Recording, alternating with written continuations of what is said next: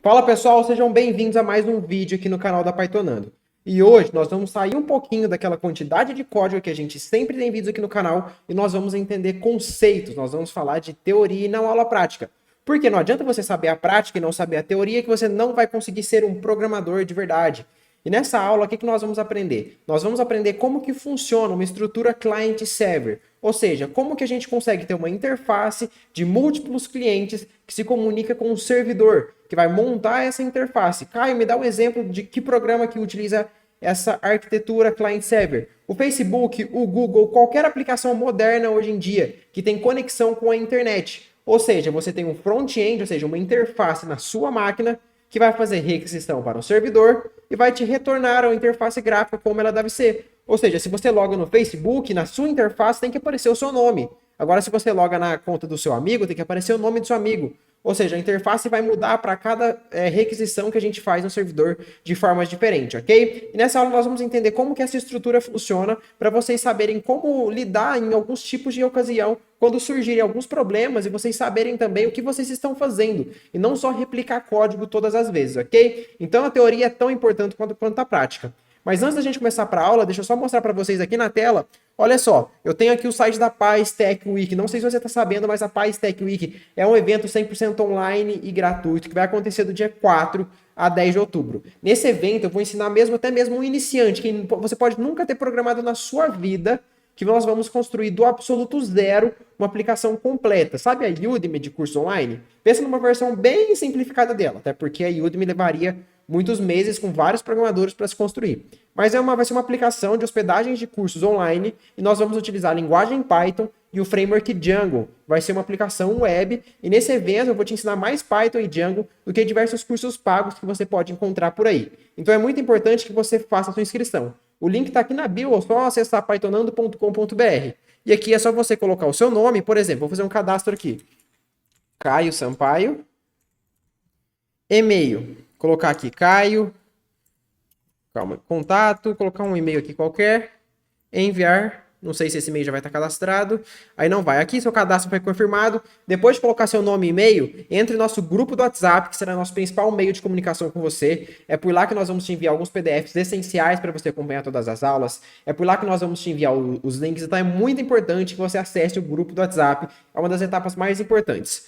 O grupo do Discord não é obrigatório você participar para conseguir acompanhar o evento, mas eu aconselho, porque é através do grupo do Discord que você vai poder fazer network, conversar com a comunidade e o mais importante, se você tiver qualquer dúvida durante o evento, é por lá que nós vamos te atender. Pode ser tanto por texto ou por chamada de voz, ok? Então entra no WhatsApp e no grupo do Discord.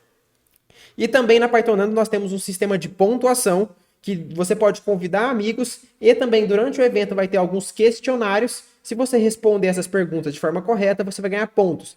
E as primeiras pessoas, a primeira pessoa vai ganhar uma camisa como essa minha e todas as outras 100 primeiras pessoas vão também concorrer a essa camisa. E também cadernos e canecas personalizadas do evento. Ok? Não sei se deu para ver a camisa aqui. Camisa 100% algodão, perfeita. E então convida seus amigos, responde os questionários e tudo mais. Aqui está seu convite para acessar a plataforma, está aqui. Aqui você não consegue acessar as aulas porque não estão liberadas ainda. Vai ser liberada 4, 6 e 8 de outubro. Então não se esquece de se inscrever na Paz Tech Week e vamos voltar aqui para a nossa aula. Vamos voltar aqui, eu tenho um quadro em branco. Essa aula nós não vamos colocar a mão em código, então vamos entender como que funciona a arquitetura client-server. Então a primeira coisa que nós temos que pensar, independente de qual aplicação que nós vamos ter um usuário, a pessoa que vai utilizar aquela aplicação. E nós vamos colocar aqui, representar esse usuário através de um notebook, por exemplo. Deixa eu desenhar aqui um notebook. Nós temos aqui esse notebook. Vou colocar um touchpad aqui. Perfeito. Então esse notebook está lá acessando uma página na internet. O facebook.com, o pythonando.com.br, por exemplo. Então esse Facebook, ele quer acessar uma página na web. Quando você quer acessar uma página na web, o que você faz? Você abre o seu navegador e digita o domínio daquele determinado site. O que é um domínio? Nada mais, nada menos que um nome único, uma especificação de nome única, que vai apontar para um determinado endereço de IP. Então, nós vamos ter aqui o domínio. Deixa eu escrever aqui, então. Por exemplo, a pessoa foi lá e acessou pythonando.com.br. Quando você acessa o pythonando.com.br, o que significa? Queria diminuir a fonte, não sei se eu vou conseguir. Beleza, você foi lá e acessou pythonando.com.br. Você digitou pythonando.com.br lá no seu navegador. Então você foi lá, o seu cliente, essa máquina aqui, esse computadorzinho do usuário, ou seja, quem vai acessar o nosso sistema, a gente chama de cliente. Então o cliente vai fazer uma requisição, vai falar assim, ó, eu quero acessar e ir lá para pythonando.com.br. Mas pythonando.com.br é o que a gente chama de DNS. Ele é um servidor DNS. Ele é simplesmente um domínio que vai apontar para um determinado IP. Esse servidor DNS, que é o pythonando.com.br, ele aponta para um IP. Na sua casa, você não tem um CEP e número da sua casa? Se eu falar assim, ó, vai lá no CEP tal, no endereço, no número tal. Você sabe exatamente onde que é, você sabe qual continente que é, qual país que é, qual cidade e qual rua que é e o número da casa. Ou seja, você consegue ir naquela exata casa. Na internet é da mesma forma. Para a gente saber em qual computador a gente quer acessar, em qual computador a gente quer se comunicar, ou seja, eu quero comunicar com o computador da pythonando.com.br. Ou seja, é o computador da pythonando.com.br que tem as informações daquele site. Ou seja, por exemplo, quando eu acesso aqui, ó, pythonando.com.br, é o computador, é o servidor lá da pythonando.com.br. Deixa eu acessar aqui.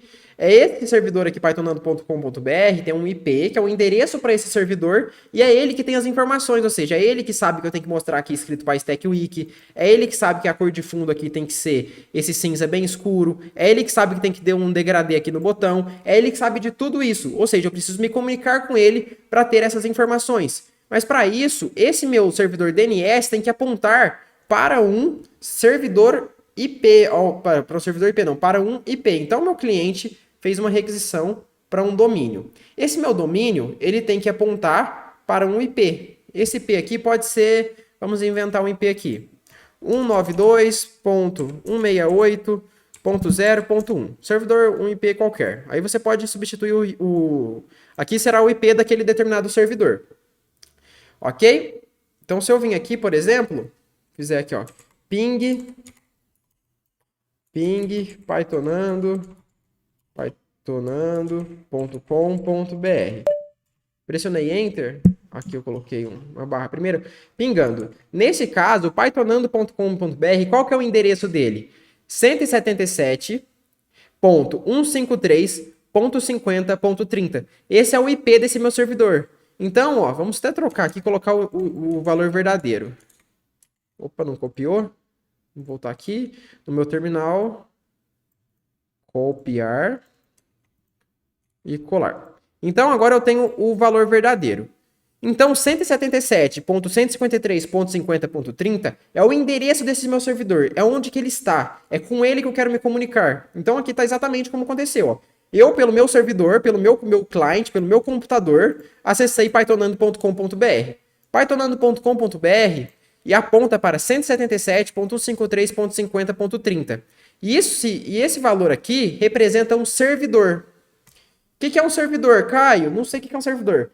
Igual o seu computador. Pensa que é um computador igual ao seu, que está ligado 24 horas por dia, por 7 dias na semana, e que está aberto à internet. Ou seja, ele está aberto com que outras pessoas possam se comunicar com ele. Outras pessoas podem falar assim, ó, servidor, me fala tal coisa. E não só você que pede, ó, o seu computador como cliente, o que acontece? Você está pedindo informações para um servidor. Um servidor é um computador como o seu, só que além de pedir informações para alguém, ele pode retornar informações. Ou seja, o 177.153.50.30, ele não retornou essas informações aqui, ele não retornou que tinha que ter um vídeo aqui, que tinha que ter um formulário aqui, que tinha que ter esses textos aqui, que tinha que ter essas fotos aqui, que tinha que ter a camisa que vocês vão ganhar para quem se inscrever no evento, para quem que tinha que ter esse cronograma, ou seja, ele retornou essas informações. Eu me comuniquei com ele e ele me devolveu as informações. Então, 177, não, que isso daqui é o IP. IP, ele aponta para um servidor. E servidor aqui eu vou desenhar como se fosse um computador mesmo. Que eu não sei como que eu desenharia um computador. Como é que é o meu? O meu é muito diferente da Pichau, tem um LED aqui. Vou deixar aqui, um servidor, computador aqui. Deixar assim. Não sei se isso aqui está aparecendo no servidor, mas beleza. Então, o que aconteceu? Ó, o meu cliente fez uma requisição para o servidor pythonando.com.br que aponta para esse IP, e esse IP, ele é de um determinado servidor. E esse servidor, ele devolve para mim, ó. Então, aqui, qual que é a informação que o meu servidor recebeu? Ele recebeu assim, ó, tem um cliente no notebook tal, que está me pedindo as informações de pythonando.com.br. Aí meu servidor vai lá e devolve essas informações para o meu navegador. Essas informações, normalmente, nesse caso aqui, ó, quando a gente tem uma interface gráfica, é um HTML, que é uma linguagem de marcação para interfaces gráficas, HTML. Então, ó, a gente pode fazer a requisição para o servidor e o servidor vai retornar um HTML. E esse HTML contém essas informações, o vídeo, os textos e por aí vai. Então, quando o meu servidor devolve esse HTML, o meu navegador tem todas as informações que ele precisa para montar aquela página na web. Só confirmar se está gravando aqui, pessoal, tá? Beleza. Então, meu navegador tem as informações para montar aquela página na web. Só que, imagina assim, se o IP é como se fosse o CEP e o número da sua casa, imagina se a sua casa tem mais de uma porta. E cada porta vai te dar uma informação diferente. Por exemplo, aqui a gente acessou pythonando.com.br. Não acessou? E esse pythonando.com.br, ele me devolveu essa informação aqui. Só que eu poderia acessar que é a porta /inscrição. Ó. Então, esse pythonando.com.br/inscrição me devolveu esse HTML. Só que eu poderia acessar outra coisa. Ou seja, eu tenho mais de uma porta. Imagina a porta da sua casa, tá? Nos termos técnicos aqui na computação, é o que a gente chama de rota ou de endpoint. Mas eu vou chamar de porta para você pensar como se fosse a sua casa. Imagina que você tem lá na sua casa e você tem três portas. A porta pythonando.com.br e tem a porta lá, ou seja, que é apenas um barra. Então, quando você acessa só o domínio pythonando alguma coisa.com.br, você está acessando o barra. Agora, imagina lá que você tem o barra inscrição. Barra inscrição. Isso aqui é uma outra porta da sua casa. E você tem também o barra evento barra ranking. Então, eu tenho três portas. Quando eu acessei só pythonando.com.br, eu pedi as informações que estavam dentro dessa porta, que é apenas o barra. Agora eu posso acessar pythonando.com.br barra evento barra ranking, ou seja, isso daqui é uma outra porta, ou seja, uma nova rota, uma nova URL ou um novo endpoint. E esse evento barra ranking vai me retornar um outro HTML diferente. Então o meu servidor é como se ele tivesse algumas portas que eu posso acessar. E essas portas são as rotas. Ou seja, se eu estou aqui em pythonando.com.br, acesso barra home, barra links, por exemplo, ele vai me retornar outras informações. Ó. Aqui, essas são as informações. Tem essa imagem aqui, tem esse botão, tem esse escrito Discord aqui. São informações diferentes das informações que eu tinha aqui. Ó. Aqui eu tinha um vídeo, estava escrito para Stack Wiki, e aqui eu não tenho mais. Cadê? Aqui. Por quê? Eu acessei uma outra porta do meu servidor. E esse meu servidor me retornou informações diferentes, que no caso foi um HTML diferente. Então, o que acontece? Quando o meu cliente faz uma requisição para o meu servidor ele fica responsável por montar aquele HTML. E é o que a gente chama de back-end.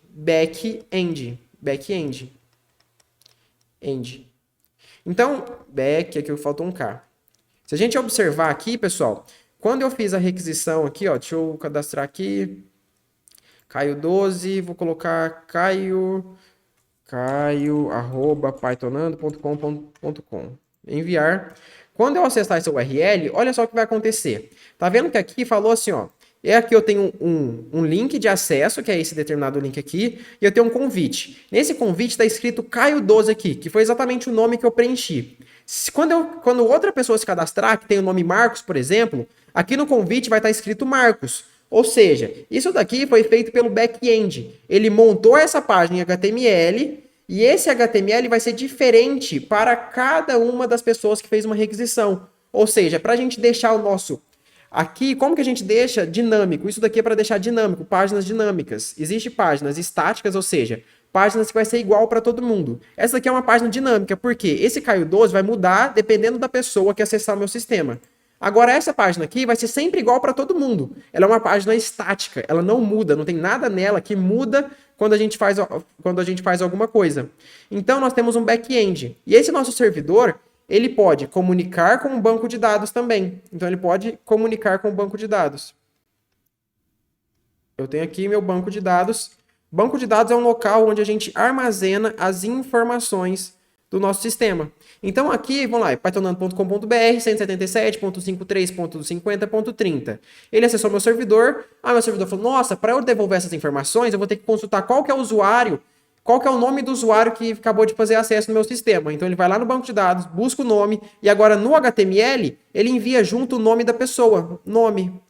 E o nome vai ser diferente para cada pessoa, ou seja, meu nome é Caio, o seu pode ser João, pode ser Marcos, pode ser Paulo, pode ser qualquer nome. Ou seja, aí a gente deixa as coisas dinâmicas. Então, basicamente, essa daqui é uma estrutura de uma aplicação web. Nós temos um cliente, que a gente chama de front-end, que faz requisição para um servidor DNS, um domínio, que aponta para um determinado IP. Esse IP referencia um servidor. O servidor vai receber valores, porque quando a gente faz essa requisição aqui, pythonando.com.br, a gente pode enviar informações. Por exemplo, quando eu preenchi aqui caio12@pythonando.com e pressionei enviar, eu fiz uma requisição para uma outra porta do meu servidor e eu enviei essas informações para o meu servidor. Então, meu servidor, ele vai receber essas informações, ele vai processar essas informações, pode salvar no banco de dados, volta para cá e envia para mim o HTML, ou seja, aquilo que eu preciso receber para eu visualizar no meu navegador.